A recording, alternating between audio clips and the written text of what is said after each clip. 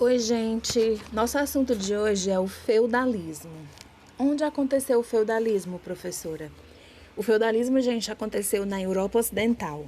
E o que era isso, professora? O que era feudalismo? O feudalismo, gente, foi uma organização econômica, social e política. Ou seja, era como era administrada a economia, a sociedade e a política da Europa nos séculos X e XIII. Então, a gente tem aí o espaço, a Europa, os séculos, o tempo, os séculos X, do século X até o século XIII. Alguns historiadores dizem que foi até o século XV. Mas, assim, não é uma coisa que você tem na história uma data fechada. Pode ter durado até o século XV. Em outros lugares da Europa pode ter durado até o século XIII. Outros até o século XIV e assim por diante. Porque nada na história acontece, de repente é uma coisa, agora é outra. Era uma coisa, agora é outra. Não é assim, não é de repente. Tudo na história é um processo, certo? Então, vamos lá. O feudalismo é uma forma de organização econômica, social e política que se desenvolveu na Europa Ocidental, sobretudo entre os séculos X e XIII. O que é a Europa Ocidental? Quais são os países que fazem parte da Europa Ocidental? O Reino Unido, que é a Inglaterra, a Alemanha, França. São esses países que faziam parte da Europa Ocidental. Então, aconteceu lá, certo? E o que era o feudo? O feudo, gente, era uma extensão de terra, um castelo, uma quantidade em dinheiro. Isso tudo era o feudo. Então, digamos que eu moro na Europa, nos séculos X, XII, XIII, XIV, e eu sou uma grande proprietária de terras. Eu tenho um feudo, eu tenho uma extensão de terra. Nessa extensão de terra eu tenho um castelo, eu tenho terras que trabalham. As pessoas trabalham com a agricultura, elas cultivam, elas plantam para mim, elas trocam o trabalho dela. Eu dou um pedaço de terras, eu arrendo um pedaço de terras a ela, a essa pessoa, e essa pessoa trabalha para mim em troca de comida, né, de um lugar para morar, mas a terra, ela é minha. O feudo, ele é meu, certo? Então, vamos entender mais ou menos isso. Segundo historiadores, as sociedades feudais mesclavam elementos romanos e germânicos. Ou seja, a sociedade feudal, ela tinha elementos da cultura romana e tinha também elementos dos povos germânicos. Os povos germânicos, gente, eram povos que habitavam a Europa, a parte que hoje é a Alemanha. Esses povos, eles eram vários. Eles eram etnias que se estabeleceram na Europa, e esses povos, eles dominaram o Império Romano. Quando o Império Romano caiu, eles passaram a dominar aquela parte da Europa, né, que era do Império Romano. Os povos germânicos eram vários, eram escandinavos, irlandeses, finlandeses, luxemburgueses, belgas, alemães, holandeses, escoceses, ingleses. Então, todos esses eram povos germânicos, certo? Então, a gente pode concluir que o feudalismo, ele foi uma junção de povos germânicos com o que sobrou da cultura romana, certo? Continuando. A própria palavra feudo tem origem germânica e significa bem oferecido em troca de algo. Um feudo podia ser, por exemplo, uma extensão de terra, um castelo, uma quantidade de dinheiro. Apesar de não terem se desenvolvido no mesmo modo em todas as regiões da Europa, as sociedades feudais apresentavam apenas algumas características em comum. Como era essa sociedade feudal? Primeira coisa, o fortalecimento do poder dos senhores locais, que exerciam autoridade administrativa, judicial e militar em suas propriedades. Ou seja, o senhor feudal, o senhor da terra, o que tinha a terra, as pessoas que tinham a terra, que tinham grandes propriedades de terra, elas eram chamadas de senhores feudais. E esse senhor feudal, ele administrava a política, ele administrava a religião, ele tomava de conta das leis, ele era como se fosse um rei. Ele tinha poder político, judicial e militar, certo? Então, ele era muito respeitado. Ele tinha um grande poder. Quem tinha terra naquele período tinha um grande poder dentro do feudalismo. Tivemos também outra característica, que é a hierarquização social. O clero, os nobres e os servos. O que é hierarquização? Hierarquia é quando a gente tem uma escala de poderes. Uns podem mais, uns mandam mais e os outros obedecem. Uma hierarquia é uma ordenação, uma distribuição de poderes, certo? E nessa hierarquia social, nessa distribuição de poderes, a gente vai ter o clero, os nobres e os servos. Se a gente colocasse numa pirâmide, o clero ficava em cima, os nobres no meio e os servos embaixo. Já já a gente vai ver como era cada um deles.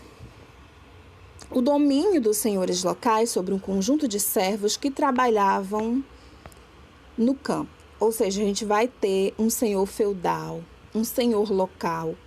Ele vai dominar todas aquelas pessoas que trabalhavam nas suas terras. Todas aquelas pessoas tinham que dar, né?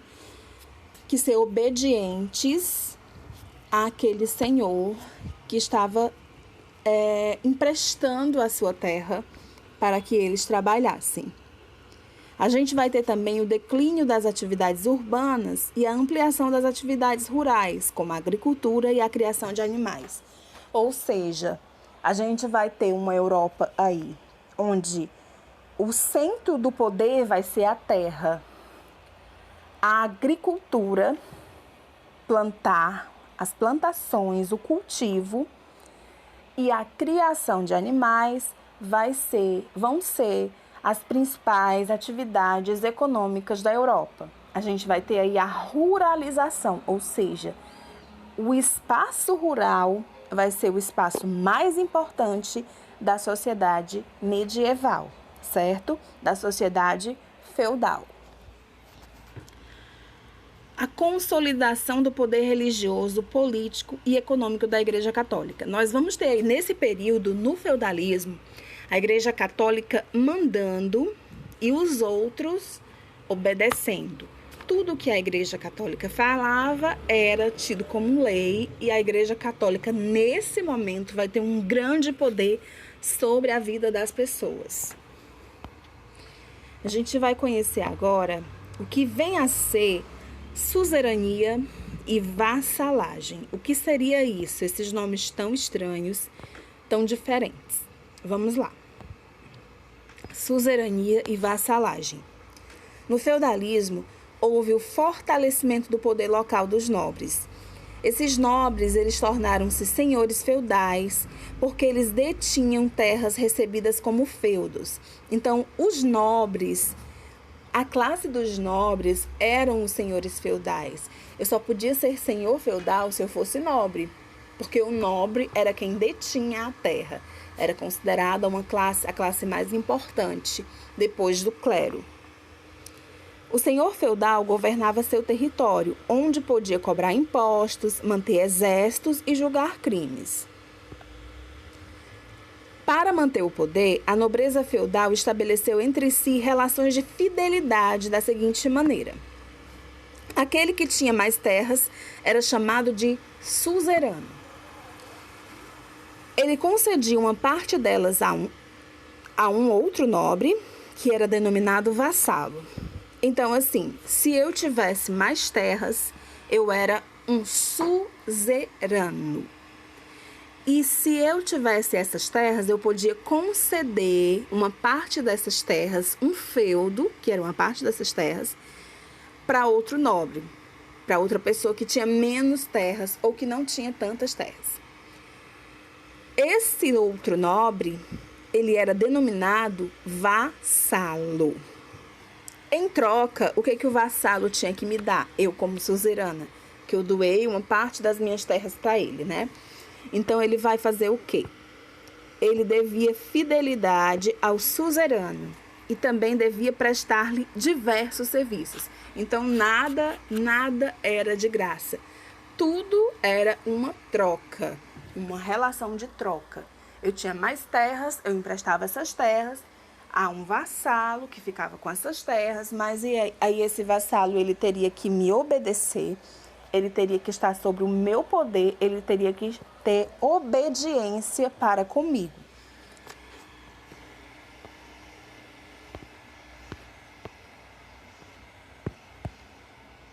Como era a divisão social? A sociedade feudal, ela era dividida em 3 ordens ou grupos. O clero eram os membros da Igreja Católica. Eles eram aqueles que oravam, os que oravam. Eles lidavam com os temas religiosos, administravam os bens da igreja e tinham muita influência sobre o restante da sociedade. No topo da hierarquia do clero estava o Papa.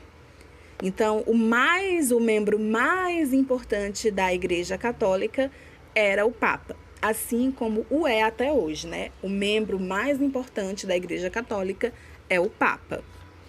Depois dele vinham os altos dirigentes, o chamado alto clero, que eram os cardeais, os arcebispos, os bispos e os abades.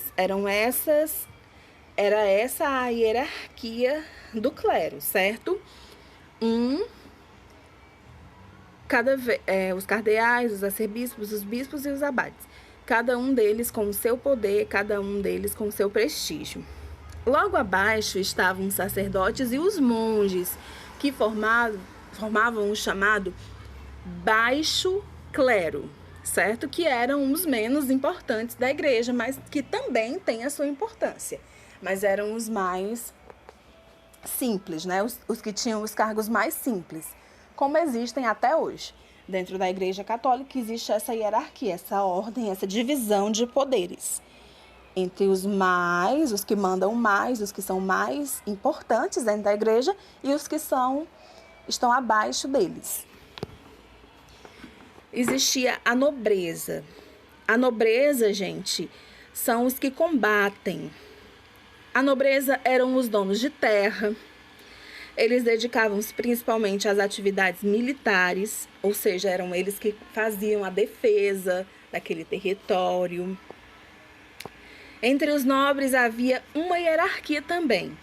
No topo ficava o rei, seguido por príncipes, duques, marqueses e condes. Então, era aí essa a hierarquia da nobreza, certo? Abaixo estavam os cavaleiros. Em tempos de paz, a nobreza dedicava-se a caçar e fazer torneios, que serviam de treino para guerras e batalhas. Então, eram esses os nobres.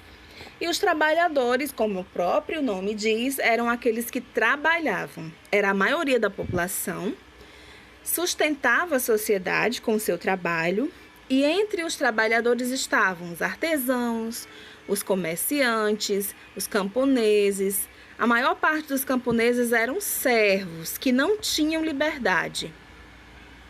Um senhor feudal podia negociar seu servo com outro senhor, dar, emprestar, trocar. O servo não podia testemunhar contra um homem livre ou nobre, não podia se tornar membro do clero, padre, bispo ou outro, e era obrigado a pagar muitos impostos, mas tinha de ser protegido pelo senhor feudal. Podia ter alguns bens e não podia ser vendido. Então, assim, a situação dos servos de servidão, eles eram como se fossem realmente um objeto do seu senhor. Só que eles não eram escravos. Eles tinham a liberdade de ir e vir. Só que eles podiam ser trocados, podiam ser emprestados, podiam ser dados. Mas eles podiam ter bens. e eles não podiam ser vendidos. Então, é diferente de ser escravo, né? Que o escravo, ele é vendido, ele não pode ter bens e ele só pode ser daquele senhor.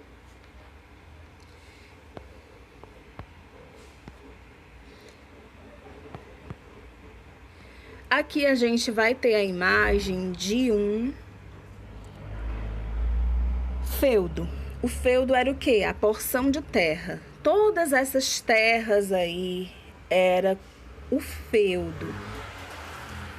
O feudo, ele era constituído por um castelo, certo? O castelo do senhor feudal. E as áreas, tem aí um rio, vocês percebem que tem a área verde, tem a área do cultivo, certo? Então, o feudo era uma grande propriedade de terra. Vamos entender um pouquinho disso aqui. Como era o trabalho nos feudos? Nos lugares onde predominou o feudalismo, a agricultura e a criação de animais foram as principais atividades econômicas. Ou seja, qual era a atividade econômica? A agricultura, o plantio e a criação de animais. O comércio, o artesanato e os serviços também eram praticados, mas eles não tiveram a mesma importância que o trabalho na terra. Ou seja, o trabalho mais importante era o trabalho na terra, certo? Assim, o feudo era a principal unidade produtora da economia feudal. O tamanho de um feudo variava conforme a região, mas podemos dizer que em média de 200 a 250 hectares. Um hectare, gente, é uma unidade de medida que corresponde a 10.000 metros. Então, eles tinham de 200 a 250 hectares. Então, você pode perceber que era muito grande, já que um hectare é 10.000 metros.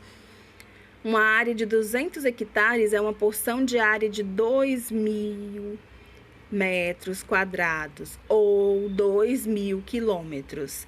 Então, para termos uma ideia, o tamanho de um senhorio podemos comparar com outras áreas. Por exemplo, no estado de Sergipe, o menor do Brasil, que tem uma área de 21.860 quilômetros quadrados, caberiam de 8 a 10 feudos médios. Então, os feudos eram realmente muito grandes. As porções de terra eram muito grandes. Nos feudos, né, naquelas propriedades, eram produzidos cereais, carne, leite, roupas e utensílios domésticos. O consumo. Alguns produtos vinham de fora, como o sal e as ferramentas. De modo geral, os feudos eram divididos em 3 áreas principais: os campos abertos, as reservas senhoriais e os mansos servis. Os campos abertos era a parte da floresta. As reservas senhoriais era onde ficava o castelo, o moinho, tudo que o rei e a sua família, né, o senhor feudal, tinha. E os mansos servis eram onde se fazia o trabalho dos camponeses, era onde os camponeses trabalhavam, onde eles emprestavam. Os senhores feudais emprestavam a terra para eles trabalharem. Aqui é um manso servil, ó. Aqui a gente tem um manso senhorial.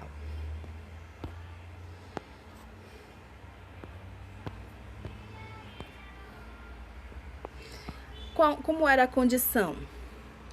As pessoas que viviam na condição de servos não podiam deixar as terras do senhor feudal. Elas tinham de trabalhar ali durante toda a vida para o próprio sustento e para manter as outras ordens sociais, o clero e a nobreza. Ou seja, se eu fosse uma serva na época, se eu trabalhasse para um senhor em um feudo, em uma propriedade dele, eu não podia deixá-lo. Eu tinha que trabalhar a minha vida inteirinha. Eu e a minha família iríamos trabalhar a vida inteirinha para esse senhor, para meu sustento, meu próprio sustento, e também para enriquecer esse senhor e a sua família. Os servos tinham uma série de obrigações para com o senhor feudal. Entre essas obrigações estavam a corveia, que era um trabalho de alguns dias por semana nas reservas senhoriais. A talha, que era a entrega para o senhor da parte dos produtos agrícolas que eles cultivavam ou dos animais que criavam.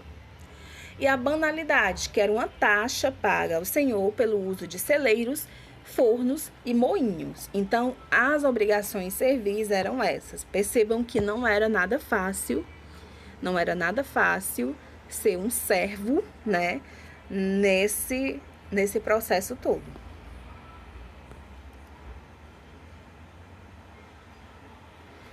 Analisando a situação dos servos, podemos supor que eles eram muito explorados pelos senhores. Porém, naquela época, a relação servil estava baseada em valores que faziam do senhor também um protetor e não apenas um explorador. De qualquer modo, houve uma série de rebeliões contra a exploração de trabalho dos servos. Eles eram realmente explorados, eles exigiam muito desses servos, eles trabalhavam bastante, mas ao mesmo tempo, esses servos tinham por esses senhores uma espécie de gratidão, porque eles estavam trabalhando naquelas terras, era afinal a fonte de renda deles, né? Então eles não tinham tanta revolta por essa questão.